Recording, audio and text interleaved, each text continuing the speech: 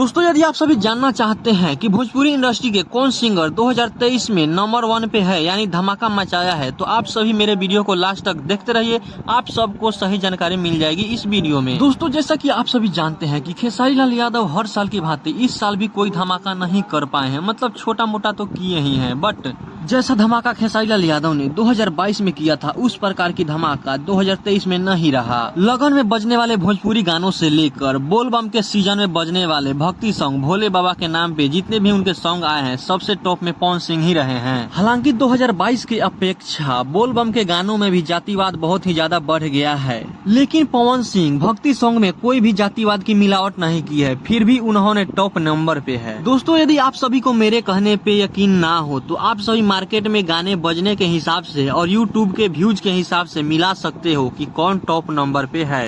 दोस्तों आप सभी को यूट्यूब पे वैसे चमचे बहुत सारे मिल जाएंगे जो सिर्फ और सिर्फ एक पक्ष को लेकर वीडियो बनाते हैं और एक दूसरे को गाली भी देते हैं सिर्फ और सिर्फ व्यूज बटोरने के लिए, लेकिन मैं उस प्रकार की काम नहीं करता हूँ। ये बड़ी अच्छी बात कही आप। तो क्या नाचो मैं?